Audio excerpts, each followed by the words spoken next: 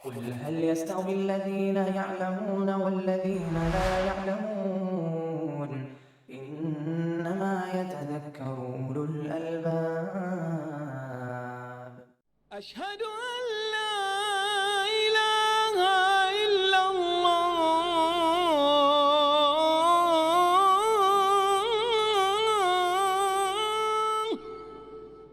الحمد لله رب العالمين، وصلى الله وسلم وبارك على عبده ورسوله وخيرته من خلقه نبينا وإمامنا محمد وعلى آله وأصحابه ومن دعا بدعوته واتبع هديه إلى يوم الدين. أما بعد، فباب الوتر،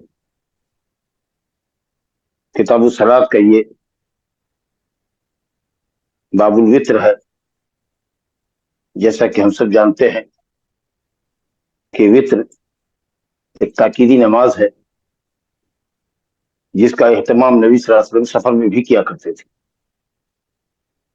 سفر میں وتر اور فجر کی 2 رکعت سنت، یہ سنت قبلیہ ہے، فرض سے پہلے، ان دونوں نمازوں کا بڑا اہتمام کرتے تھے، سفر و حضر میں کہیں بھی نہیں چھوڑتے تھے۔ جبکہ ظہر سے پہلے اور بعد کی سنت، مغرب کے بعد کی سنت، عشاء کے بعد کی سنت مسافر نہیں ادا کرتا۔ بھائی ہم وتر کی نماز سواری پر آپ پڑھتے،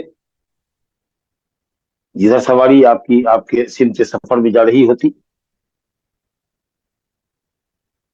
اور فجر کی 2 رکعت سنت نہیں چھوڑا کرتے۔ سواری پر چونکہ آپ صلی اللہ علیہ وسلم نے وتر پڑھا ہے، یہ اس بات کی دلیل ہے کہ وتر واجب نہیں بلکہ تاکیدی سنت، اور اس کی اہمیت اور فضیلت آئی ہے۔ کچھ علماء اس کو وتر کو تاکیدی امر کی وجہ سے کہ حکم ہے، تاکیدی ہے، اور نبی صلی اللہ علیہ وسلم نے اس کے اوپر مواظبت برتی ہے، ہمیشگی برتی ہے، واجب کے قائل ہیں، لیکن صحیح قول یہ ہے کہ یہ سنت مؤکد ہے، تاکیدی سنت۔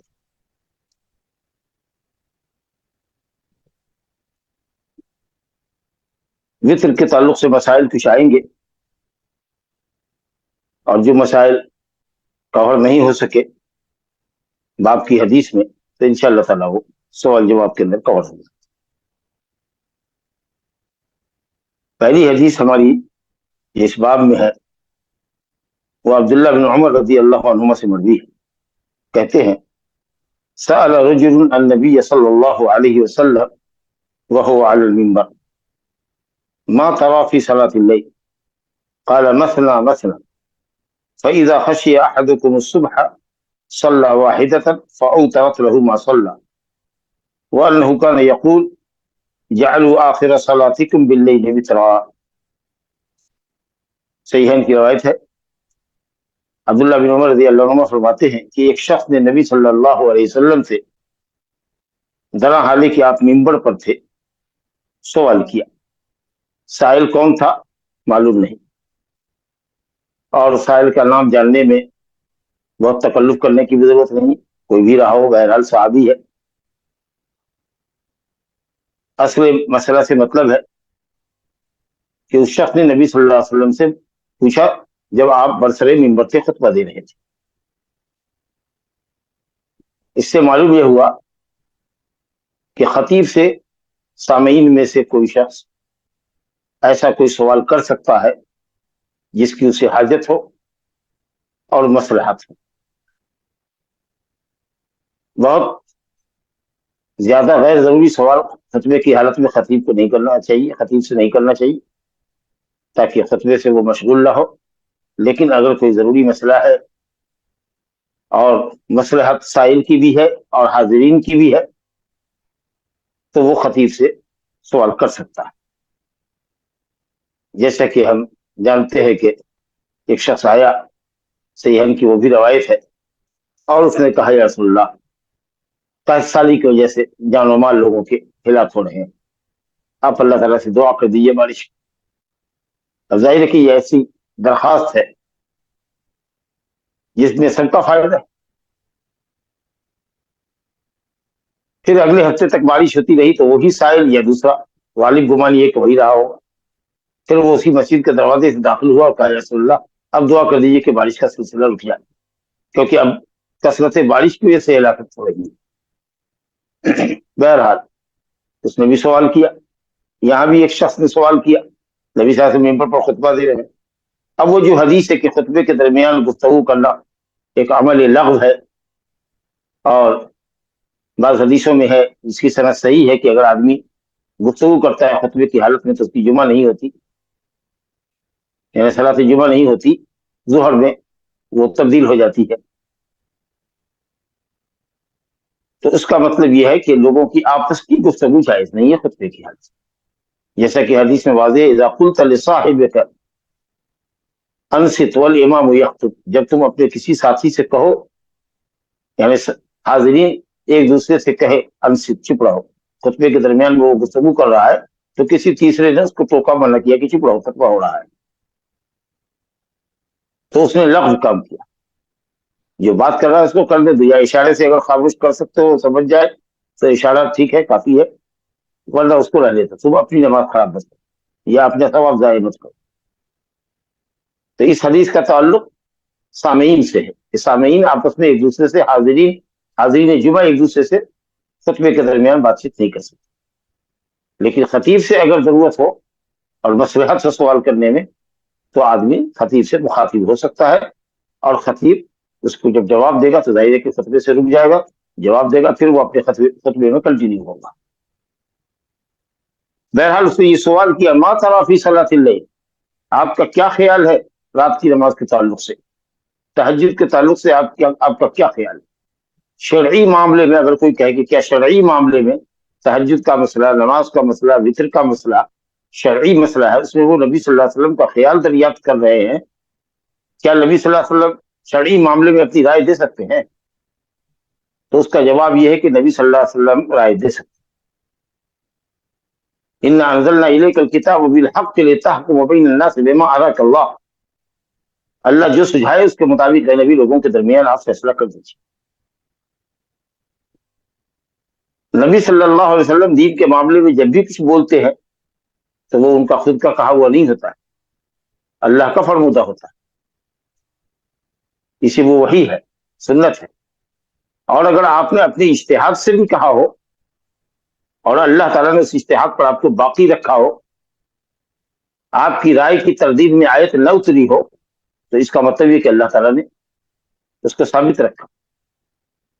اس لیے ہم جانتے ہیں کہ حدیث کی قسموں میں سے ایک قسم ہے حدیث تقریری، سنت تقریری، کہ جو عمل آپ کے موجودگی میں کیا جائے یا آپ کے غائبانے میں کیا جائے، اس کی خبر آپ کو ملے اور آپ خاموش رہ جائیں تو وہ بھی سنت ہے۔ تو بہرحال نبی صلی اللہ علیہ وسلم کی رائے تو وہی الہی کی قسم ہے، یا پھر اگر وہ اجتہادی معاملہ ہے اور اللہ نے اس کو ثابت آپ کو رکھا ہے تو پھر اس کے بعد وہ شرعی معاملہ ہو جاتا ہے۔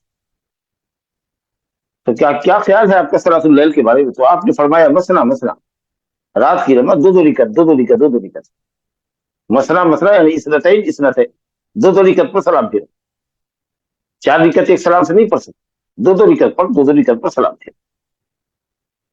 فَإِذَا خَشِيَ أَحَدُكُمُ الصُّبْحَ، اور جب تم میں کسی کو صبح صادق کے طلوع ہونے کا خوف معلوم ہو، لگے کہ اب صبح صادق ہونے والی ہے، تو ایک رکعت نماز وتر کی پڑھ لو، جو تمہاری پڑھی ہوئی نمازوں کے لیے وتر بن جائے گی، یا پڑھی نمازوں کو وتر کر دے گی، یعنی نماز کو وتر پہ ختم کرنا ہے،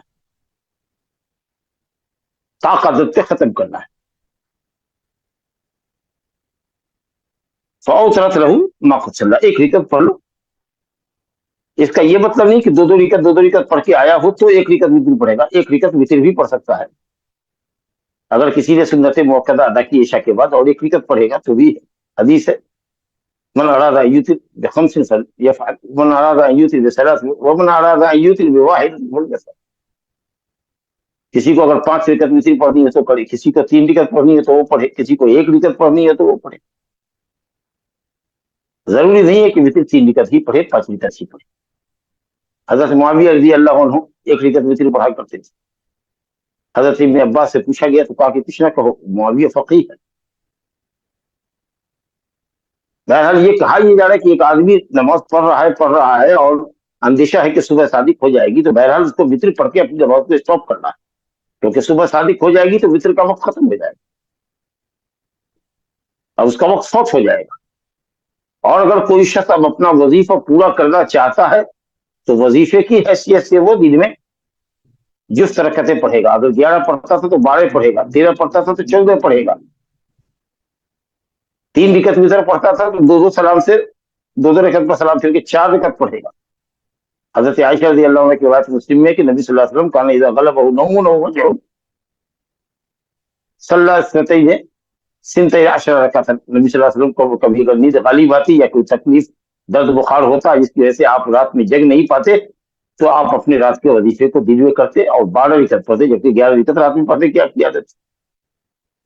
بہرحال وتر تو اصل میں فوت ہو گئی، لیکن رات کا کہ وظیفے کی گویا کہ وہ اگر چاہے تو دن میں قضا کر سکتا ہے۔ اب کچھ لوگوں نے کہا کہ فجر صادق کے طلوع اور فرض کے درمیان یا سنت سے پہلے اگر چاہے تو پڑھ سکتا ہے۔ شیخ رضا ابن تیمیہ وغیرہ اسی کے قائل ہے، اور حدیث ہے من نام عن الوتر اور نسیہ، کوئی اگر شخص وتر کو چھوڑ کر سو جائے یا بھول جائے فلیصلہ اذا ذکر، تو اس کو پڑھے جب یاد آ جائے۔ تو اس سے لوگوں نے کہا کہ فجر کے بعد بھی، فجر صادق کے طلوع ہونے اور فجر سے پہلے بھی وہ چاہے تو پڑھ سکتا ہے۔ لیکن جمہور اہل علم کا قول یہ ہے کہ اگر وہ رات کا وظیفہ پورا کرنا چاہے تو طلوع آفتاب کے بعد پڑھے۔ تو میں یہ عرض کر رہا تھا کہ حدیث میں کہ دو رکعت، مقصود یہ ہے کہ دو رکعت پر سلام پھیرتے جاؤ، 4 رکعت ایک سلام سے نہیں ہے، اور جب صبح ہونے کا اندیشہ ہو تو 1 رکعت نماز پڑھ کر کے وتر کر دو، تاکہ وہ پڑھی ہوئی نمازوں کو وتر کر ڈالے۔ وَأَنَّهُ كَانَ يَقُولُ، اور آپ صلی اللہ علیہ وسلم یہ فرماتے تھے اجعلوا آخر صلاتکم باللیل وترا، اپنی رات کی نماز کی آخری نماز، رات میں پڑھی جانے والی نماز کی کا اختتام اور انتہا وتر پر کرو، یعنی آخری نماز تمہاری وتر ہونی چاہیے۔ اگر تہجد نہیں پڑھتے ہو تو عشاء کے بعد سنت موقعہ کے بعد وتر پڑھ لو، تاکہ یہی تمہاری رات کی نماز آخری ہو جائے، کیونکہ آپ صبح میں اٹھو گے فجر کے بعد، اذان کے بعد، صبح صادق کے بعد۔ یا اگر تہجد گزار ہو تو پھر عشاء کے بعد وتر نہ پڑھو، بلکہ اس کو رہنے دو آخری لیل۔ اس کا یہ مطلب نہیں ہے کہ اگر کوئی وتر اول لیل میں پڑھ لے اور پھر اگر وہ جگے اور اس کو 2-4 رکعت پڑھنے کی طرف طبیعت راغب اور مائل ہو تو وہ وتر نہیں پڑھ سکتا، کیونکہ اس میں منع نہیں ہے کہ وتر کے بعد کوئی نماز نہیں پڑھ سکتے۔ اس میں اس بات کی ہدایت ہے یا ترغیب ہے یا ارشاد ہے، رہنمائی ہے کہ اگر کوئی شخص رات میں نماز پڑھتا ہے تو آخری نماز اس کی وتر ہونی چاہیے، خاص تہجد سے پہلے پڑھے جس کو جگنے کی عادت نہ ہو، اور جو جگتا ہے اور ہمیشہ تہجد پڑھتا ہے تو اس کو عقید کے لیے موقوف رکھے۔ اور نبی صلی اللہ علیہ وسلم کے عمل سے بھی ثابت ہے کہ آپ جب وتر سے فارغ ہو جاتے تو بیٹھ کر کے آپ 2 رکعت نماز پڑھتے۔ تو اس لیے وتر اگر پڑھ لیا ہے تو کچھ لوگ جو کہتے ہیں کہ 1 رکعت اور پڑھ کر کے اس کو جوڑا کر لے اور وتر کو ختم کر دے، پھر اس کے بعد جتنی سنت اللہ توفیق میں پڑھے اور پھر آخر میں وتر پڑھے، یہ نہ دلیل سے ثابت ہے اور نہ ہی غور و فکر اور عقل و فکر سے ثابت ہے۔ اس سلسلے میں کوئی دلیل ایسی نہیں آئی ہے کہ کوئی شخص 1 رکعت نماز پڑھ چکا ہو یا 3 رکعت وتر کی نیت سے پڑھ چکا ہو اور بعد میں وہ تہجد پڑھنا چاہتا ہے یا جگ گیا ہے تو کچھ نمازیں پڑھنا چاہتا ہے تو اپنی وتر کو وہ جفت کر دے، شفا کر دے، جوڑا کر دے، طاق عدد کو جفت کر دے اور پھر اس کے بعد سنت پڑھے یا دوبارہ وتر پڑھے، ایسی کوئی حدیث نہیں۔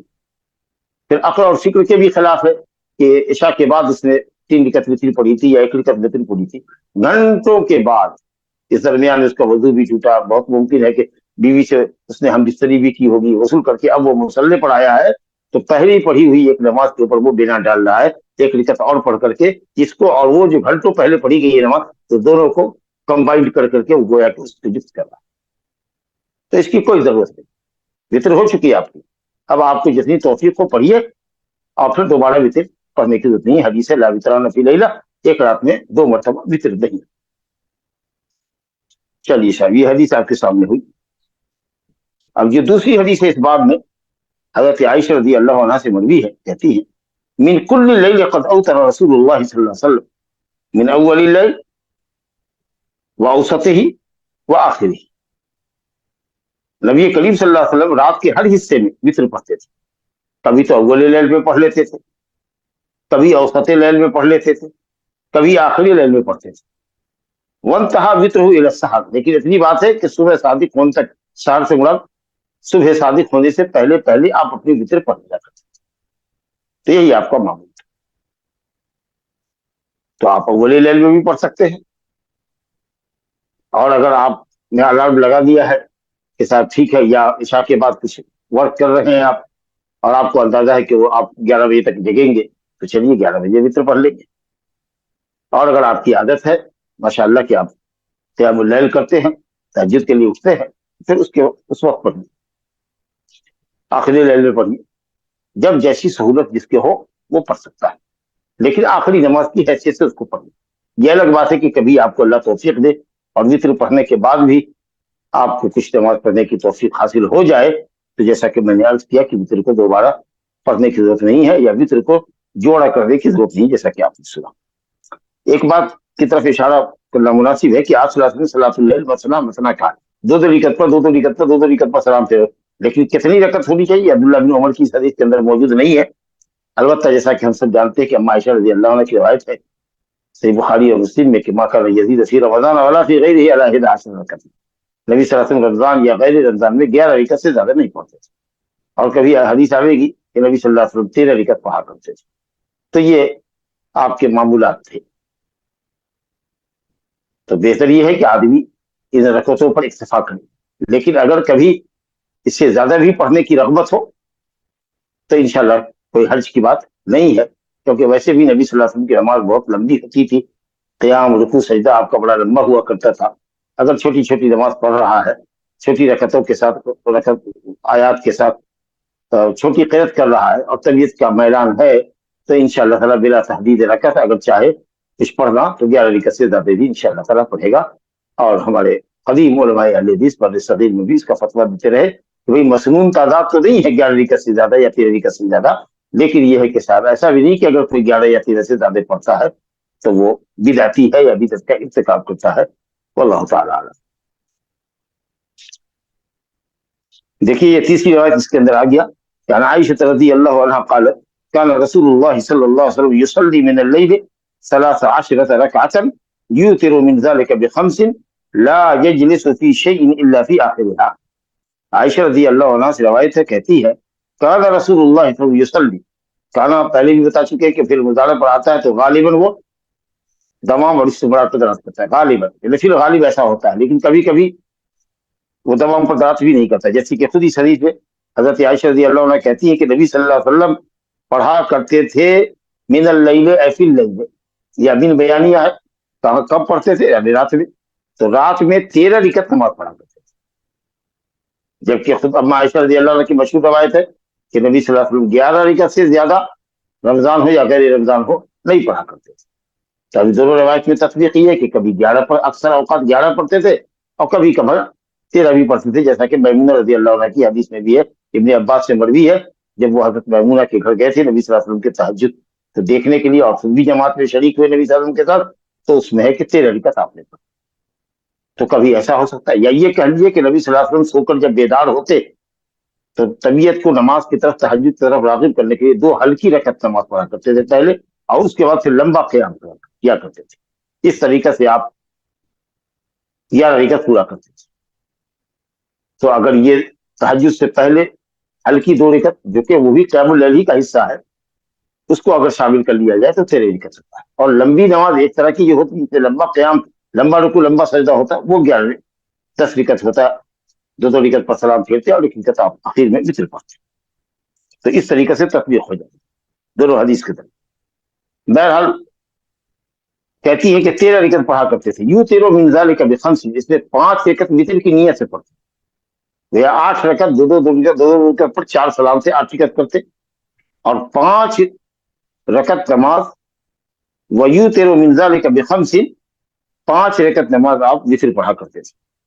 لا يجلس فی شیء الا فی آخرہ، آپ 5 رکعت کے بالکل آخر میں تشہد بیٹھا کرتے تھے۔ اس کا مطلب یہ ہوا کہ آدمی 3 رکعت بھی ایک سلام سے پڑھ سکتا ہے، 1 رکعت تو ظاہر ہے کہ ایک سلام ہی سے پڑھے گا، 3 رکعت بھی ایک سلام سے پڑھ سکتا ہے، 5 رکعت بھی ایک سلام سے پڑھ سکتا ہے۔ روایتوں میں کہ 7 رکعت بھی اگر کوئی چاہے تو ایک سلام سے پڑھ سکتا ہے، اور 9 रकत भी चाहे तो एक सलाम से पढ़ सकते।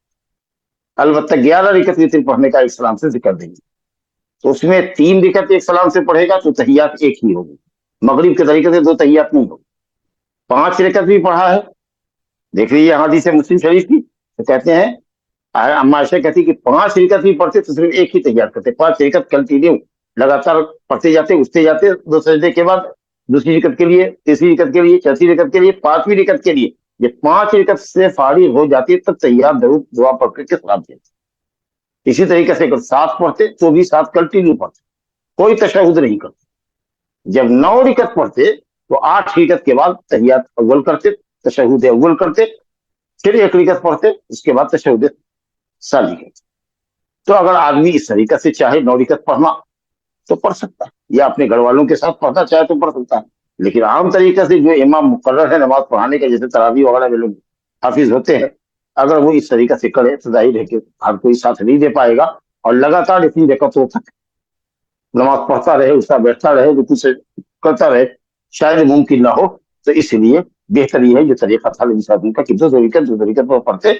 अब ये जो वितर पढ़ेगा तो अब उसको हक है कि अगर 3 रकत चाहे तो एक सलाम से पढ़े और सिर्फ एक तशहुद करे आखिर में, या चाहे तो 2 रकत पढ़े और 1 रकत पर सलाम फेरे।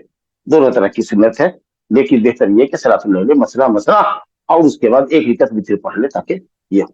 तो 3 रकत वितर की नियत से पढ़ता है तो ऐसा कर सकता है कि वो 2 सलाम से पढ़े। कुछ लोग ये समझते हैं कि भाई 2 और 1 3 मिलकर के वितर है, तो जैसे ही 2 रकत पढ़ के सलाम फेरते हैं दाएं बाएं, फौरन ही सेकंड नहीं लगता है और तीसरी रकत के लिए उठ जाते हैं। अरे भाई, अगर चाहे तो आप 2 मिनट बैठ करके भी आप पहली 1 रकत पढ़ सकते हैं, और ये पहली रकत आपकी अगली 2 रकतों के साथ मिलकर के 3 रकत हो जाएगी। अगर इमाम को पारी की जरूरत है या किसी को कुछ कहने की जरूरत है तो वो कह सकता है। ऐसा नहीं है कि दाएं बाएं 2 रकत पर सलाम फेरा और उसके बाद बगैर किसी इंतजार के फौरन ही खड़े हो गए। अगर 2 मिनट के बाद भी आगे 1 रकत पढ़ता है तो ये 1 रकत और अगली 2 रकत मिलकर के 3 रकत हो जाएगी। तो बहरहाल आपने समझा कि साहब 1 रकत से लेकर के 9 रकत तक नबी सल्लल्लाहु अलैहि वसल्लम से वितर सकते। इसलिए कुछ लोग कहते हैं क़यामुल लैल को पूरी नमाज को कहते हैं सलातुल वित्र, और जिक्र करते हैं क़यामुल लैल का। तो क़यामुल लैल हो, तहज्जुद हो, सलातुल वित्र हो, सलातुल तरावीह हो, सब एक ही नमाज के मुख्तलिफ नाम है। बस सलातुल वित्र इसलिए कहते हैं कि अदद वित्र पे खत्म हो। तहज्जुद इसलिए कहते हैं कि वो रात की नमाज है, और उसी को नाशियतुल लैल कहते हैं, जिसको सो करके जगने के बाद आदमी पढ़ता है। और आम दिनों में उसको तहज्जुद और क़यामुल लैल कह लीजिए, और रमजान के दिनों में आदमी उसको तरावी करता है। 4 रकत के बाद थोड़ा तरविया होता है, 5 मिनट से 7 मिनट 10 मिनट तक का वक्फा हो, जिसमें आदमी आराम कर सके, थोड़ा सा रिलैक्स हो सके 5 मिनट। लेकिन वहां भी कहाँ 1 से 2 मिनट लोग ठहरते हैं और फिर 5वीं रकत के लिए उठ जाते हैं। बहरहाल तो तरवीह होता है, 4 रकत पर थोड़ा सा राहत लेने के लिए इंतजार किया जाता है और थोड़ा लोग रिलैक्स होते हैं, इसलिए उसको तरावी कहते हैं। तो ये वित्र के ताल्लुक से रवायत इस बाब की 3 मुअल्लिफ लाए थे और हमने वो तीनों आपके सामने पढ़ी। उसके बाद एक बाब हमारे सामने और है, फिर उसके बाद इंशाअल्लाह ताला हम सवाल जवाब की तरफ मुतवज्जह होंगे। ये बाब है बाबु जिक्र अकीब सलात, नमाज के बाद जिक्र का बयान। नमाज के बाद जो होगा वो जिक्र होगा, और नमाज से पहले जो तहियात में होता है वो दुआ। नमाज के बाद जिक्र के बड़े मुनाफे हैं, बड़े फायदे। सबसे बड़ा फायदा तो ये है कि ताअत से निकले, नमाज से निकले और जिक्र में मशगूल हो गए, ताअत के बाद ताअत करने लगे। दूसरी बात यह है कि ये जिक्र और अज़कार इंशाअल्लाह हमारी तरफ से होने वाली खलल, वाक़ई होने वाले खलल या नक्स की जो नमाज हुई है उसकी इंशाअल्लाह तलाफी का जरिया बन जाए। और फिर इसका अजर अजीम है, जो आप महसूस करेंगे, देखें कितना अजीम अजर है इसका। तो इसलिए नमाज के बाद आदमी को जिक्र अज़कार करना चाहिए। फ़इज़ा क़ज़यतुम अस्सलाह फ़ज़्कुरुल्लाह क़ियामन व क़ुऊदन व अला जुनूबिकुम।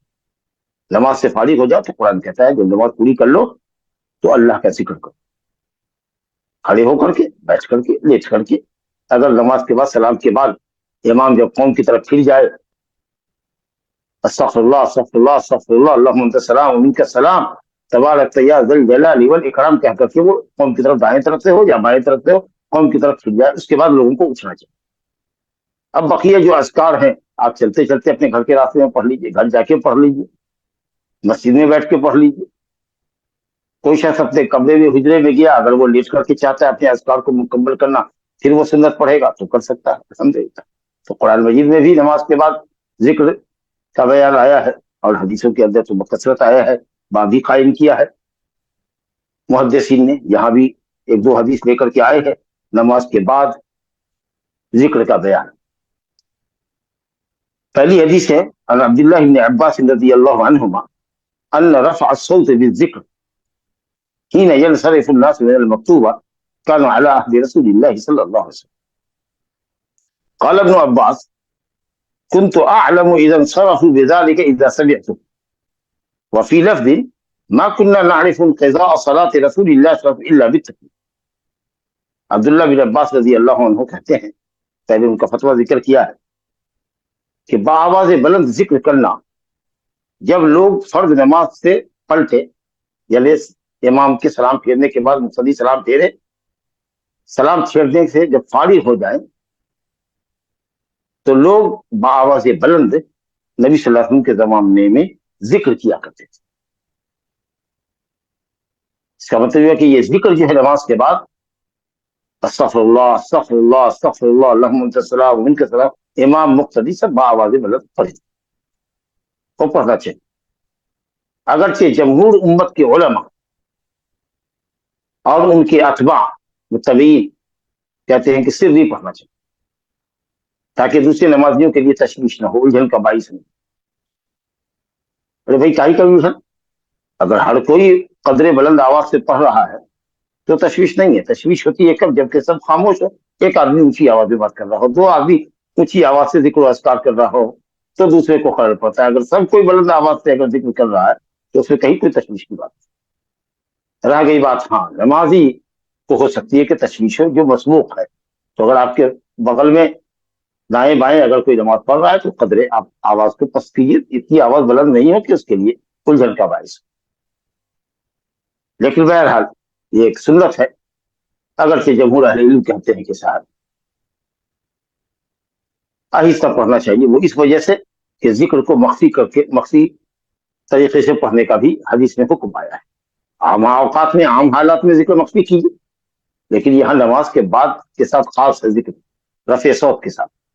اس لیے حنابلہ کے نزدیک، شیخ الاسلام ابن تیمیہ کے نزدیک اور اسی طریقہ سے وقت کے امام اس وقت کے امام ابن باز ابن عثیمین رحمہ اللہ وغیرہ کے نزدیک ہے کہ ذکر بآواز بلند کرنا چاہیے۔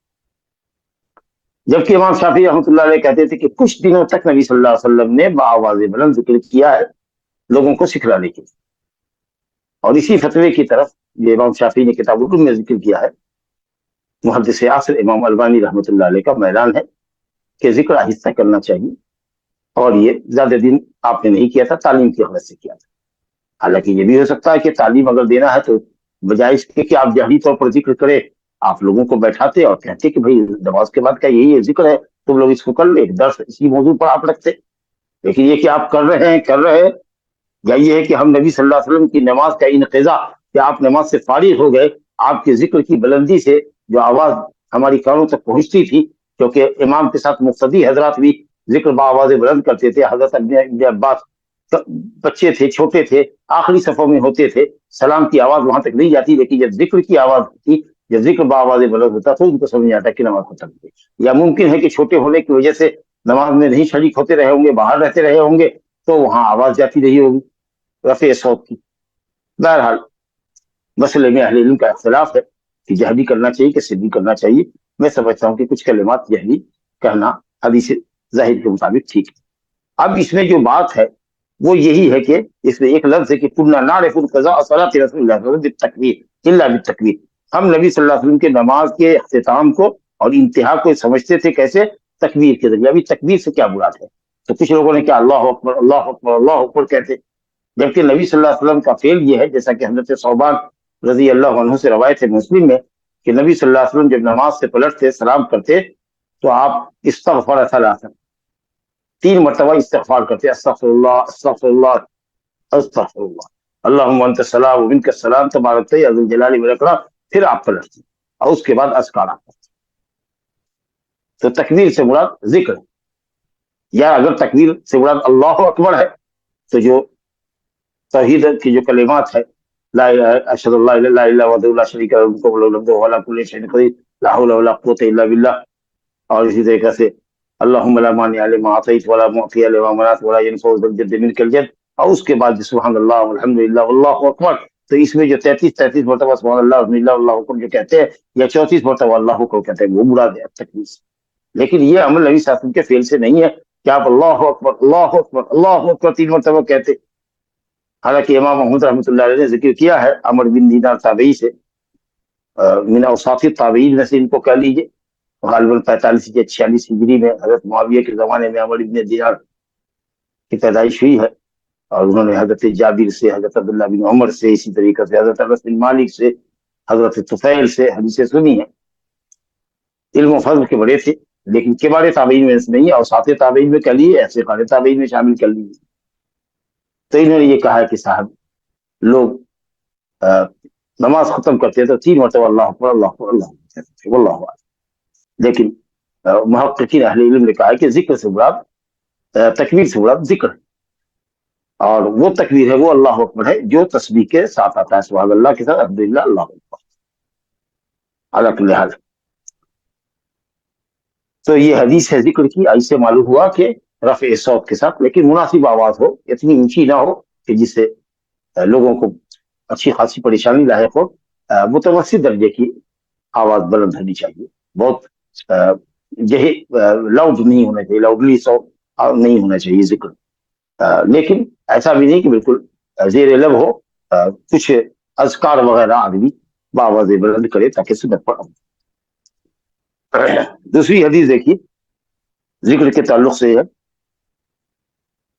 وعن وراد مولى المغيرة بن شعبة قال املا علي المغيرة بن شعبة من كتاب الى معاوية، حضرت معاویہ کو انہوں نے خط لکھا، حضرت معاویہ نے کچھ دریافت کیا ہوگا نماز کے بعد کے اذکار کے تعلق سے۔ تو وراد جو مغیرہ بن شعبہ مشہور صحابی ہیں، ان کے آزاد کردہ غلام تھے، ان پر ان کو املا کرایا مغیرہ نے، املا کرنے کا کہ ہم بول رہے ہیں اور سامنے والا لکھ رہا ہے، تو املا کرایا۔ وراد کہتے ہیں جو مغیرہ بن شعبہ کی آزاد کردہ غلام ہے کہ مجھ پر املا کرایا، یعنی مجھ کو املا کرایا مغیرہ بن شعبہ نے، ایک تحریر لکھی انہوں نے معاویہ رضی اللہ عنہ کے نام، اس میں کہا کہ یہ لکھو۔ کیا لکھوایا خط میں؟ بولے کوئی اور دوسرا اس کو نوٹ کرے، یہ ہوا املا کرا، لکھو بھائی لکھو۔ اب وہ بول رہا ہے اور لکھنے والا لکھ رہا ہے۔ تو خط میں یہ لکھا مغیرہ بن شعبہ نے معاویہ رضی اللہ عنہ کو، کیا ہوتا ہے کہ حکمراں یہ گورنر تھے کوفہ کے زمانے میں معاویہ کی طرف سے، تو ایک دوسرے کو جو مراسلت ہوتی تھی اس کے اندر دینی مسائل، اوراد و وظائف، اس طرح کی چیزیں بھی عمرا اور سلاطین اور خلفاء اور گورنران عمرا ایک دوسرے کو خط میں لکھا کرتے تھے ماشاءاللہ۔ تو لکھا کہ نبی صلی اللہ علیہ وسلم کان یقول فی دبر کل صلاۃ مکتوبہ، نبی کریم صلی اللہ علیہ وسلم ہر فرض نماز کے دبر میں، یعنی پیچھے نماز کے آخری میں، اخیر میں، اب یہ دبر صلاۃ نماز کے آخر میں، اس کا اطلاق 2 معنی پر ہوتا ہے، سلام سے پہلے آخری حصہ جو ہے تحیات میں، تحیات آخر میں، تشہد آخر میں، درود کے بعد دعا پڑھنا، اور اسی کے بعد جو دعائیں ہوتی ہیں وہ، جیسے نبی صلی اللہ علیہ وسلم نے حضرت معاذ بن جبل انصاری رضی اللہ عنہ کہا یا معاذ واللہ انی لاحبک، اے معاذ قسم اللہ کی میں تجھ سے محبت کرتا ہوں، میں تم سے محبت کرتا ہوں۔ انہوں نے کہا بی ابی انت و امی یا رسول اللہ واللہ انا احبک اذا، میرے بابا باپ پر قربان فدا ہوں، میں بھی آپ سے محبت کرتا ہوں۔ تو آپ نے کہا کہ معاذ فرض نماز کے بعد یہ کلمات نہ چھوڑو، اللہم اعنی یا رب اعنی علی ذکرک و شکرک و حسن عبادتک، وہاں بھی یہ دبر صلاۃ، تو وہاں علی نے کہا کہ دبر سے مراد ہے سلام سے پہلے نماز کے آخری حصے، کیونکہ یہ دعا یہ کلمات ہے، اور نماز کے اندر جو دعا کی جائے وہ نماز سے باہر کی دعا سے افضل ہوتی ہے، اس چیز کو پہلے پڑھنا چاہیے سلام سے پہلے، اور نماز کے بعد جو کچھ ہم پڑھتے ہیں وہ اوراد پڑھتے ہیں، اذکار پڑھتے ہیں، نہ کہ دعا۔ تو اس لیے یہ جو ہے لا الہ الا اللہ وحدہ لا شریک لہ اللہم لا مانع لما اعطیت الی آخرہ، یہ سب اوراد و وظائف، ان کو پڑھنا ہے نماز کے بعد، سلام کے بعد. اور جو دعائیہ کلمات ہیں جیسے حضرت معاذ کو سکھایا آپ نے، کسی دو بڑے کل صلاتی مکتوبہ، لا تدعنا، ہرگز نہ چھوڑو اس کو. رب اعنی علی ذکرک، اے رب میرے اپنے ذکر پر، اپنے شکر پر اور اپنی اچھی بندگی پر ہماری مدد فرما. اس کو تحیات میں اخیر میں سلام سے قبل پڑھنا چاہیے. تو کہتے ہیں کہ نبی صلی اللہ علیہ وسلم ہر فرض نماز کے آخر میں یعنی سلام کے بعد پڑھا کرتے تھے لا الہ الا اللہ وحدہ لا شریک لہ لہ الملک ولہ الحمد وہو علی کل شیء قدیر اللہم لا مانع لما اعطیت ولا معطی لما منعت ولا ينفع ذا الجد منک الجد. اس کا ترجمہ کر لیں. لا الہ الا اللہ، اللہ کے سوا کوئی معبود حقیقی نہیں. کلی گفتگو ہوئی ہے لا الہ الا اللہ، اللہ کی خبر محذوف ہے اور وہ ہے حق. لا الہ حق، کوئی معبود برحق نہیں ہے، حق نہیں ہے سوائے اللہ کے. اللہ کے علاوہ جتنے معبودان ہیں سب بات ایک الہ حق ہے. ذالک بان اللہ هو الحق، اللہ یہ معبود برحق ہے. الہ مانے معبود، قابل بندگی، پرستش، بندگی کے لائق کوئی بھی ہستی نہیں ہے یا بندگی کی مستحق ذات کوئی بھی نہیں ہے سوائے اللہ کے. وحدہ، وہ اکیلا ہے. وہی الا اللہ جو ہے اس کی تاکید، سوائے اللہ کے کوئی معبود حقیقی نہیں. وہ اللہ جو اکیلا ہے، اپنی ذات میں اکیلا ہے، اپنی صفات میں اکیلا ہے، اپنی ربوبیت میں اکیلا ہے، اپنی الوہیت میں اکیلا ہے. لا شریک لہ، اس کا کوئی شریک نہیں ہے. یعنی لا الہ، اللہ کے سوا کوئی معبود نہیں، یعنی کوئی پارٹنر ہے ہی نہیں، کوئی عبادت کے لائق ہے ہی نہیں. یہ لا شریک لہ، یہ لا الہ کی نفی کی تاکید. اور وحدہ جو ہے الا اللہ، یہ اس بات کا ہے جملہ. لا الہ، لا الہ، اللہ کے بعد جو ہے اس بات کہ نہیں ہے کوئی معبود سوائے اللہ کے، بٹ اللہ، ہاں اللہ، مگر اللہ. یہ جو اس بات کا جملہ کہ آپ ثابت کر رہے ہیں کہ اللہ ہی اکیلا معبود ہے، اسی کی تاکید ہے وحدہ. تو وحدہ الا اللہ کی تاکید ہے، اس بات کی تاکید ہے. اللہ شریک لہ، یہ جو نفی کا جملہ ہے، یہ لا الہ کا جو نفی ہے جس میں اللہ کے علاوہ سے الوہیت کی نفی کی ہے، اس کی تاکید. تو ہو گیا لا الہ الا اللہ، اسی مضمون کو تاکید کے ساتھ بیان کیا. وحدہ لا شریک لہ، وہ اکیلا، اس کا کوئی شریک نہیں. لہ الملک، آسمان اور زمین کی بادشاہت کامل اسی کے لیے. بادشاہت، ملک کامل، ہر کائنات کے ذرے ذرے پر اللہ کی، کوئی بھی چیز اس کے ملک سے باہر نہیں ہے، اس کے دسترس سے باہر نہیں. وَلَهُ الْحَمْدُ، اور اسی کے لیے تمام تر تعریف ہے. صفات کمال بطریق اکمل اللہ ہی کے لیے. کسی کے اندر بھی کوئی کمال کی صفت ہے لیکن وہ بدرجہ اتم نہیں، نقص سے انسان خالی نہیں، لیکن جو ذات نقص سے بالکل پاک ہے اور ہر صفت کمال سے اعلیٰ درجے پر متصف ہے، وہ صرف اللہ کی ذات. لہ الملک و لہ الحمد، ملک بھی، ملک کامل بھی اسی کے لیے، حمد کامل بھی اسی کے لیے، مکمل حمد، مکمل ملک اسی کا. وہ اعلیٰ کل شیء قدیر، اور اللہ ہر چیز پر قادر. اس کے بعد ہے اللہم لا مانع لما اعطیت، توحید کا جملہ دیکھیے. اللہ جس کو تو دے اس کو کوئی روک نہیں سکتا. جس کو تو نوازے، کسی طرح کی کوئی نوازش ہو، علم کی شکل میں، مال کی شکل میں، عزت کی شکل میں، نیک نامی کی شکل میں، جس کو جو کچھ تو دے دے اس کو کوئی روک نہیں سکتا. ولا معطی لما منعت، اور جس کو تو نہ دے، جس کو تو روک دے، جس سے تو روک دے، جس کو تو محروم کر دے، اس کو کوئی دے نہیں سکتا. ولا ينفع ذا الجد، کتنا توحید کا زبردست جملہ، اور کس قدر اعتماد بڑے لفظ انداز میں یہ آدمی بندہ اللہ تعالیٰ کے سامنے اپنی عاجزی اور اپنی محتاجی کا ظاہر کر رہا ہے.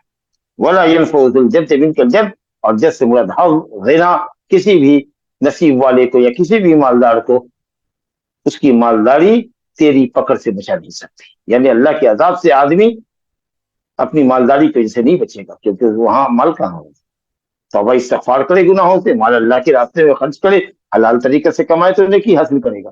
لیکن صرف اس وجہ سے وہ بخشا جائے کہ وہ دنیا میں مالدار تھا، صاحب اعلی اولاد تھا، صاحب کرسی و اقتدار تھا، یہ ہرگز نہیں ہو سکے. مال والے کو تیری پکڑ سے اس کی مالداری نفع نہیں پہنچا سکتی. یہ نماز کے بعد کا ایک وظیفہ لکھ کر کے حضرت مغیرہ نے معاویہ رضی اللہ عنہ کو خط میں بھیجا. پھر اس کے بعد کہتے ہیں ثم وفدت بعد ذلك على معاویہ، اور رات کہتے ہیں کہ پھر جب میں ایک وقت کی شکل میں معاویہ رضی اللہ عنہ کے پاس گیا ملنے کے لیے، فسمعته، تو میں نے وہاں سنا کہ وہ لوگوں کو اس وظیفے کا اہتمام کرنے کا حکم دیتے تھے کہ نماز اہتمام کرو. تو صرف معلومات اس لیے نہیں آنی چاہیے کہ صرف معلومات کی حد تک ہم کو علم مل گیا بس، بلکہ اس کو اس پر عمل کرنا چاہیے اور دوسروں تک بھی یہ پیغام پہنچانا چاہیے. اچھا وہ فی لفظ ایک لفظ میں ہے کہ یہ بھی انہوں نے لکھا کان ینہا، اسی خط کے اندر یہ بات ہی رہی ہوگی. کان ینہا ان قیل وقال، نبی صلی اللہ علیہ وسلم قیل و قال سے منع کیا کرتے. یہ قیل و قال کیا ہے؟ فلاں کے متعلق یہ بات سنا ہے، کوئی کہہ رہا تھا، سوچ رہے ہیں کہنے والے کا نام لیں گے تو معاملہ سنگین ہوگا. ایسا ایسا سنا جا رہا ہے، ایسا ایسا کہا جا رہا ہے فلاں کے متعلق، فلاں نے فلاں کے متعلق یہ کہا ہے، تو ہمیں لگے ہوئے کہ کون کس کے متعلق کیا کہہ رہا ہے. تو یہ لوگوں کی تجسس کے پیچھے نہیں رہنا چاہیے. کون کس کے متعلق کیا کہہ رہا ہے، کون کہاں کہہ رہا ہے. کبھی تو قالا کہتا ہے، فاعل ذکر کہتا ہے، کہنے والے کا نام لیتا ہے، اور کبھی ڈر کے اس کا نام چھپاتا ہے تو کہا جاتا ہے اس کے متعلق یہ سننے میں بہت ساری بات ہے. یہ تحقیق کرو معاملے کی، خراب بات ہے اس کو مت پھیلاؤ. اس کی جب تحقیق ہو جائے نصیحت کرو بغیر کیوں تو ہمیں پڑے گی، اپنے کام سے مطلب رکھو. اور اسی طریقے سے وَإِضَاعَةِ الْمَالِ، مال کو ضائع مت کرو، بہت بڑی نعمت ہے اللہ تعالیٰ کی مال. یہ مال زندگی کی وہ پٹری ہے، یا وہ پٹری ہے جس کے اوپر زندگی کی گاڑی دوڑتی.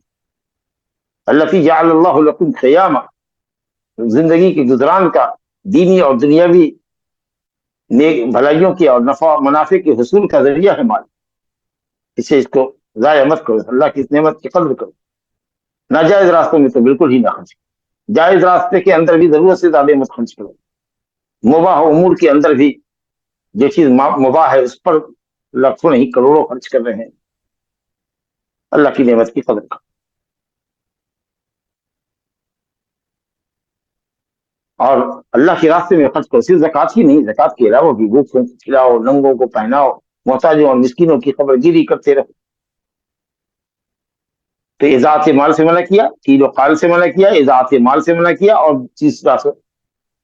تیسری بات ہے وہ کثرت سوال، اور کثرت سے سوال کرنے سے منع کیا. اگر مال کا سوال ہے تو سوال تو بالکل ہی نہیں کرنا چاہیے، یہ تو اصل ہے حرام کہ آپ کسی سے سوال کریں، الا ہے کہ آپ ضرورت مند ہو، حاجت مند ہو، تو بقدر حاجت آپ دوسرے سے سوال کر سکتے. اور اگر مطلب ہے علم، تو علم بھی جب ضرورت ہو، کوئی مسئلہ ہو، کوئی پیش آ جائے کوئی مسئلہ، تو عالم کے پاس جانا چاہیے. صرف خیالی مسئلہ اگر ایسا ہو تو کیا ہوگا، اگر ایسا ہو تو کیا ہوگا. ہاں طالب علم اگر علم کے نکات کو، مسائل کی جزئیات کو عالم سے، شیخ سے دریافت کرتا ہے تاکہ اس کے پاس ایک علمی رسد ہو جائے تو ٹھیک ہے. لیکن یوں ہی امتحان اور آزمائش کے لیے لوگوں سے لوگ سوال کرتے رہتے ہیں تو بلا ضرورت کا سوال نہیں کرنا چاہیے. وَكَانَ يَنْهَىٰ عَنْ عُقُوقِ الْأُمَّهَاتِ، اور اسی طریقے سے نبی صلی اللہ علیہ وسلم روکا کرتے تھے والدات کی، ماؤں کی نافرمانی کرنے سے. حقوق حق کی جمع ہے، کاٹنا. ماں باپ سے رشتہ جوڑنا چاہیے، ان کے ساتھ نیکی احسان کے ساتھ پیش آنا چاہیے. یہ نافرمانی کرتا ہے، گستاخی کرتا ہے، بدسلوکی کرتا ہے. یہ ہے حقوق جو حق کی جمع ہے. اور ماں کا اس لیے ذکر کیا کیونکہ ماں کے ساتھ یہ نافرمانی بچوں کی، چاہے وہ بالغ ہوں، لڑکا ہو یا لڑکی، زیادہ ہوتی ہے باپ کے مقابلے میں، کیونکہ باپ تو تھوڑا سخت گیر ہوتا ہے. گستاخی پر ہو سکتا ہے کہ وہ پیٹ دے، سب پر تماچا لگا دے، لیکن ماں تو بیچاری نرم ہوتی ہے، کمزور ہوتی ہے، تو اس کے ساتھ بچوں کا جو سلوک ہوتا ہے اولاد کا وہ کچھ زیادہ ہی ناروا ہوتا ہے. تو اس لیے بطور خاص ماں کی نافرمانی کا ذکر کیا. باپ کی بھی نافرمانی ہے، لیکن جس طریقے سے ماں کا 3 درجہ ہے احسان اور بر میں اور نیکی میں اور بھلائی میں، اسی طریقے سے ماں کی نافرمانی باپ کی نافرمانی کے مقابلے میں زیادہ سنگین. اور فرمایا وادل بنات، اور بیٹیوں کو زندہ درگور مت کرو جیسا کہ ابھی جاہلیت کیا کرتے تھے. پھر یہ اللہ تعالیٰ کے ساتھ سوء ظن ہے کہ وہ کیا کھلائے گا ہمارے بچوں کو. اور دوسرے کی قساوت قلبی کی انتہا ہے. اس قدر دل پتھر ہے کہ آدمی اپنے لختے جگر کو، اپنی بیٹی کو، اپنے جگر کے ٹکڑے کو زندہ ماں کی گود سے دیتا ہے، جا کر کے زندہ قبر کے اندر ڈال دیتا ہے گڑھے میں. وہ چیختی چلاتی رہتی ہے اور اس کے اوپر وہ مٹی ڈالتا چلا جاتا ہے یہاں تک کہ زندہ دفن کر دیتا ہے. والعیاذ باللہ. اور اسی طریقے سے منع وحات، واجبات اور فرائض یا مال کے تعلق سے جو واجبات ہیں اس کو تو روکتا ہے، دیتا نہیں. ہر درجہ بخیل ہے، زکوٰۃ تک نہیں صحیح نکالتا. چاہیے جائے کہ نفلی صدقہ کرے، لوگوں کو دے، مسکینوں اور محتاجوں پر خرچ کرے. اتنا بڑا فقیر ہے، کروڑوں روپے اس کے پاس ہے، لیکن دل کا فقیر. ایک فقر ہوتا ہے دل کا، دل میں، اور ایک فقر ہوتا ہے ہاتھ میں، کہ ہاتھ میں پیسے نہیں، جیب میں پیسے نہیں.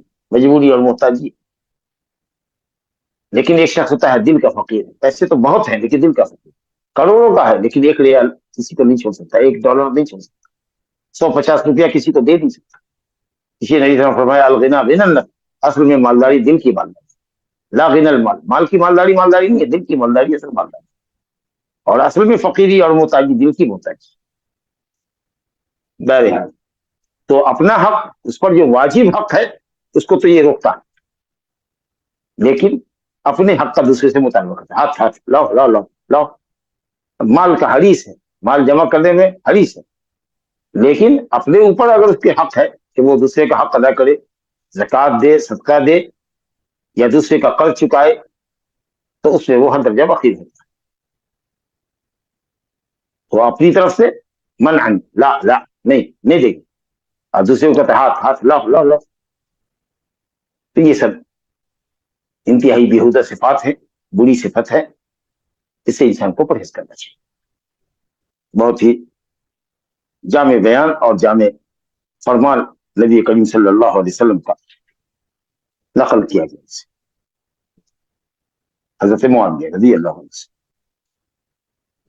चलिए साहब, इसके बाद एक हदीस और है जिक्र के बाद में, सदर लंबी हदीस है, मुख्तसर पढ़ेंगे, अल्फाज को मुख्तसर कर दे। तीसरी हदीस है सुबैय मौला अबी बकर बिन अब्दुल रहमान बिन हारिस बिन हिशाम अन अबी सालिह सम्मान अन अबी हुरैरा रज़ियल्लाहु अन्हु अन फुक़रा अल मुहाजिरीन अतौ रसूलुल्लाह सल्लल्लाहु अलैहि वसल्लम फ़क़ालू या रसूलल्लाह क़द ज़हब अहलु दुसूर बिद्दरजातिल उला वन नईमिल मुक़ीम। लफ्ज़ के साथ चलते हैं। अबू हुरैरा रज़ियल्लाहु अन्हु कहते हैं कि फ़ुक़रा मुहाजिरीन, मुहाजिरीन जिन्होंने हिजरत की थी मक्का से और दूसरे दूसरे शहरों से, अपना घर बार छोड़कर मदीना आ गए थे, और जो फकीर थे, ये जिनके हाथ में माल नहीं था, तंगदस्त थे, ये लोग नेकियों के कितने ख्वाहां थे, अल्लाह, इसका अंदाजा लगाइए। आए रसूलुल्लाह उनके पास, कहा या रसूलल्लाह, अहलुद दुसूर 10 की जमा है, कहते हैं माल को, जिनको अल्लाह ने माल दिया है, वो दरजात ओला, बुलंद दरजात, यानी जन्नत में बुलंद दरजात और जन्नत की दायमी नेमतों में हमसे सबकत ले गए। कहा वो कैसे? काला, आपने कहा वो मादा, वो कैसे? कालू, कहा इन फुकरा ने, मुहाजिरीन जिन्होंने हिजरत की थी, जो मोहताज लोग थे, कहा कि या रसूलल्लाह युसल्लून कमा नुसल्ली व यसूमून कमा नसूम व यतसद्दक़ून वला नतसद्दक़ व युतिक़ून वला नुतिक़। 4 बात कही। या रसूलल्लाह वो नमाज पढ़ते हैं जैसे हम पढ़ते हैं, तो इस इबादत में तो हम दोनों बराबर हैं। रोजा हम भी रखते हैं, रोजा वो भी रखते हैं, इसमें भी हम दोनों बराबर हैं। लेकिन वो सदका देते हैं, ज़कात देते हैं, नफली सदका देते हैं, हम नहीं, हमारे पास पैसा मोहताजी कैसे नहीं। वो गुलामों को आजाद करते हैं, हम आजाद नहीं करते। तो या माल खर्च करके अल्लाह के रास्ते में वो नेकियां हासिल करते हैं। जाहिर है कि जिनकी जितनी नेकियां होगी जन्नत में उनके दर्जात इतने बुलंद होंगे। तो आप सल्लल्लाहु अलैहि वसल्लम ने फरमाया अफला उअल्लिमुकुम, ये जो है ये तहरीस के लिए, तरगीब के लिए, शौक दिलाने के लिए, क्या मैं तुमको वो बात न सिखा दूं, कोई ऐसी चीज न सिखा दूं कि जिसको अगर तुम करने लगोगे तो तुम उन लोगों से सबकत ले जाओगे जो तुमसे सबकत ले गए, यानी जिन्होंने माल खर्च करके अल्लाह के रास्ते में नेकियां जमा कर ली है और जन्नत के बुलंद दर्जात के अहल बन रहे हैं, तुम उनसे सबकत ले जाओ। वो काम करो जो माल वाले को माल खर्च करके भी नहीं हासिल होता है, और फिर तुम्हारे बाद आने वाले भी तुमसे सबकत में ले जाए। वतस्बिकून बिही मन बादकुम, और उस अमल के जरिए, उस शय के जरिए जो मैं तुम्हें सिखा रहा हूं, अपने बाद वालों से भी तुम सबकत दे जाओ। जो लोग सबकत ले गए हैं माल खर्च करके, उनको तुम पीछे कर दो, और आने वाले लोग तुमको पीछे ना कर सके। अल्लाह, कहा से अच्छी बात क्या हो सकती। लेकिन हाँ, कोई तुमसे अफजल नहीं हो सकता, लेकिन वो जो वो काम करे जो तुमको बता रहे हैं, जो वजीफा तुमको दे रहे हैं, अगर वो वजीफा दूसरा भी करने लगेगा तो जाहिर है कि वो तुम्हारे बराबर सवाब का हकदार होगा। अल्लाह के फजल को तो हम या कोई भी किसी से रोक नहीं सकता। तो तुम अगले लोगों से, तुम अपने से सबकत करने वालों से सबकत ले जाओगे, और बाद में आने वाले तुमसे सबकत नहीं ले जाएंगे, मगर वो लोग जो उस वजीफे को अंजाम दे, जो वजीफा तुमको सिखला रहे हैं, तो यकीनन वो तुम्हारे साथ सवाब में बराबर होंगे। अल्लाह, कालू वला या रसूलल्लाह, हाँ या रसूलल्लाह, जरूर फरमाइए। تو آپ نے فرمایا تسبحون و تکبرون و تحمدون دبر کل صلاۃ ثلاث و ثلاثین مرہ، ہر فرض نماز کے پیچھے، بعض روایت میں مکتوبہ ہے ہر فرض نماز کے بعد، اور یہ سلام کے بعد 33 مرتبہ سبحان اللہ، 33 مرتبہ اللہ اکبر، اور 33 مرتبہ الحمدللہ۔ تسبحون تسبیح کہو سبحان اللہ، تکبرون اللہ اکبر، و تحمدون الحمدللہ، دبر کل صلاۃ مکتوبہ، فرض نماز کے بعد ثلاث و ثلاثین مرہ، 33 مرتبہ۔ یہ وظیفہ بڑا زبردست ہے۔ اب ابو صالح کہتے ہیں، جو ابو ہریرہ سے انہوں نے روایت کی ہے، ابو صالح سمان، وہ کہتے ہیں کہ فرجع فقراء المہاجرین فقالوا، اب فقراء مہاجرین کچھ دنوں کے بعد لوٹ گیا، انہوں نے کہا یا رسول اللہ، ہم نے اصحاب الاموال کو، اپنے مالدار ساتھیوں کو بھی، مالدار بھائیوں کو بھی سنا ہے کہ وہ بھی یہ تسبیح کرنے لگے۔ اب ان کو بھی تو ہو رہی ہوگی کہ یہ لوگ کیا انگلیوں پر گنتے ہیں بھائی، تو پتہ چل گیا ہو کہ یہ لوگ ایسا ایسا کرتے ہیں۔ اب وہ بھی کہ لگے کرنے کے لیے ففعلوا مثلہ، تو رسول اللہ نے کہا ذلک فضل اللہ یؤتیہ من یشاء، اب ہم کیا کر سکتے ہیں، یہ تو اللہ کا فضل ہے، جس کو چاہے جتنا چاہے دے دے۔ اب وہ تو اب اس میں عمل بھی برابر ہو گئے، اور پھر وہ سبقت لے جائیں گے مال کی وجہ سے، کیونکہ اب وہ تو جس کی وجہ سے تم سبقت دے جا رہے تھے مال والوں پر یا مال والوں کے مقابلے میں، اب تو وہ وظیفہ وہ بھی کرنے لگے، تو اب ظاہر ہے کہ مال جو اللہ کے راستے میں خرچ کر رہے ہیں یہ ان کا جو ہے سرپلس ہو جائے، فضیلت میں وہ آگے بڑھ جائیں گے۔ تو اسی لیے اہل علم میں یہ بڑا اختلاف ہے کہ غنی شاکر افضل ہے، مالدار جو شکر گزار ہے، یا وہ فقیر جو اپنی فقیری پر صبر کرتا ہے اور نیت ہے کہ کاش مجھ کو بھی مال ہوتا تو میں اللہ کے راستے میں خرچ کرتا۔ تو کہتے ہیں کہ ٹھیک ہے، نیت کرنے والے کو، عمل کرنے والے کو برابر ثواب ملتا ہے، لیکن نیت کرنے والے کو نیت کا ثواب ملے گا، نہ کہ عملی طور پر صدقہ خیرات کرنے والے کے مال کے برابر ثواب ملے گا۔ تو اس لیے انشاءاللہ تعالیٰ اس مسئلے میں بڑا اختلاف ہے کہ فقیر شاکر بہتر ہوتا ہے، فقیر صابر بہتر ہوتا ہے، یا غنی شاکر بہتر ہوتا ہے۔ لیکن بہرحال یہ جو حدیث ہمارے سامنے ہے، اس سے ظاہر یہ ہے کہ انہوں نے کہا تھا کہ بھائی ہمارے مالدار بھائی درجات اولا، بلند درجات اور دائمی نعمتوں کے حصول میں ہم سے آگے نکل گئے، کیونکہ وہ صدقہ کرتے ہیں، غلاموں کو آزاد کرتے ہیں، جو ہم نہیں کرتے۔ اس کا مطلب یہ کہ فقراء مسلمین کے مقابلے میں مالدار اگر وہ دین کا پابند ہے، تمام واجبات و فرائض کو انجام بھی دے رہا ہے جس سے فقیر مسکین دیتے ہیں، اور مال سے نیکی بھی کما رہا ہے، تو یقیناً اس کا مقام اونچا ہے۔ سوئی کہتے ہیں، جو پہلے راوی ہیں جنہوں نے ابو صالح سمان سے روایت کیا ہے، کہ میں نے جب اس حدیث کو اپنے بعض گھر والوں سے ذکر کیا، اور ہم یہ سمجھ رہے تھے کہ سبحان اللہ، اللہ اکبر اور الحمدللہ تینوں ملا کر کے 33 مرتبہ، یعنی 11 مرتبہ سبحان اللہ، 11 مرتبہ الحمدللہ، اور 11 مرتبہ اللہ اکبر، 11 تو 3 سے ضرب دیں گے تو 11 یا 33، تو کہتے تھے کہ 33 تینوں ملا کے۔ تب ہمارے گھر والوں نے کہا کہ وہم تھا، تم کو تو وہم ہے، وہم میں مبتلا ہو۔ انما قال، یہ کہا تھا کہ تسبح اللہ ثلاث و ثلاثین، سبحان اللہ 33 مرتبہ، اور الحمدللہ 33 مرتبہ، اور اللہ اکبر 33 مرتبہ، وہ کل 99۔ اور دوسری شریف میں روایت ہے وہ تمام المیہ، سید میں بھی ہے تمام المیہ، لا الہ الا اللہ، 100 کی گنتی پڑھو، لا الہ الا اللہ وحدہ لا شریک لہ لہ الملک و لہ الحمد وہو علی کل شیء قدیر، یہ جا کر کے آپ کا 100 ہو جائے۔ اور بعض روایت میں سبحان اللہ 33 مرتبہ، الحمدللہ 33 مرتبہ، اللہ اکبر 34 مرتبہ۔ بعض روایت میں سبحان اللہ، الحمدللہ، لا الہ الا اللہ، اللہ اکبر 25 مرتبہ کر کے 100 کی گنتی پوری کر۔ کئی طریقے سے وظیفہ آیا ہے، مختلف اوقات میں مختلف وظیفے پر عمل کرنا چاہیے تاکہ 100 کی گنتی بھی ہو جائے، اور الحمدللہ۔ اچھا، بعض روایت میں 10 مرتبہ، 30 مرتبہ کر لیں سبحان اللہ الحمدللہ اللہ اکبر، 10 مرتبہ تو 30 مرتبہ کا بھی ذکر ہے۔ تو کہتے ہیں فرجعت الی ابی صالح سمی، کہتے ہیں کہ جب میں نے یہ سنا اپنے گھر والوں سے، انہوں نے میری اصلاح کر دی کہ 33 مرتبہ کل نہیں، تینوں الفاظ ملا کر کے 33 مرتبہ نہیں بلکہ 99 مرتبہ۔ تو جب میں نے ابو صالح سے کہا تو کہا کہ ہاں بالکل ٹھیک کہا، اللہ اکبر و سبحان اللہ والحمدللہ، اس طرح اگر گنو اللہ اکبر و سبحان اللہ والحمدللہ، یا سبحان اللہ والحمدللہ واللہ اکبر، سبحان اللہ والحمدللہ واللہ اکبر، سبحان اللہ والحمدللہ واللہ اکبر، اس طریقے سے 33 مرتبہ اور کرو گے تو تینوں کلمے اگر 33 مرتبہ بولتے ہو تو آٹومیٹکلی 99 ہو گیا، 99 ہو جائے گا۔ اور 100 مرتبہ اللہ اکبر، لا الہ الا اللہ وحدہ لا شریک لہ لہ الملک و لہ الحمد وہو علی کل شیء قدیر۔ ھذا وباللہ التوفیق، صلی اللہ علی نبینا محمد وعلی آلہ وصحبہ اجمعین۔ جزاک اللہ خیر شیخ۔ وإیاکم، لا الہ الا اللہ۔ السلام علیکم شیخ. فرض نماز کے بعد عموماً دعا کرتے ہیں، کیا یہ ثابت نہیں ہے؟ نہیں، ثابت نہیں، نہ اجتماعی طور پر نہ انفرادی طور پر. لیکن کبھی کبھار اگر آدمی انفرادی طور پر مانگ رہے تو کوئی حرج نہیں، لیکن اجتماعی طور پر ہاتھ اٹھا کر کے ثابت نہیں ہے انشاءاللہ. ایسے یہ بدعات ہے صلاۃ. السلام علیکم، سجدے میں دونوں پیر کو ملانا ضروری ہے کیا؟ ضروری نہیں ہے، ملا لیں یا قریب قریب رکھے، زیادہ پھیلا کے نہ رکھے تاکہ تستر ہو، پردہ پوشی ہو. شیخ، خوشخبری ملنے کے بنا پر سجدہ شکر کرنا ہے تو کیا باوضو ہونا ضروری ہے؟ اور نہیں ہے، نہیں ہے، باوضو ہونا ضروری نہیں.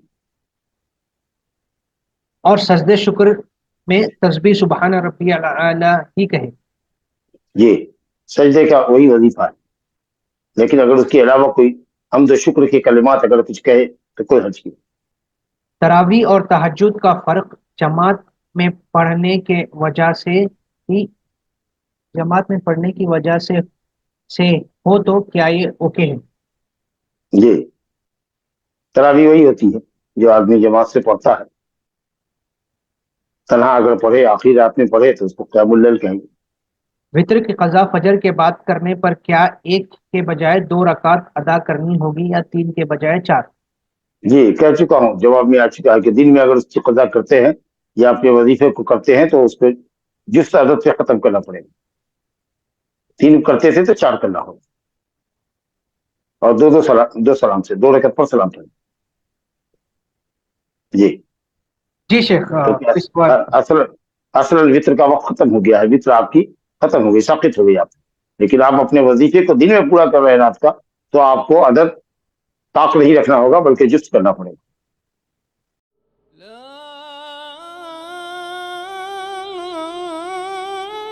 إله إلا الله.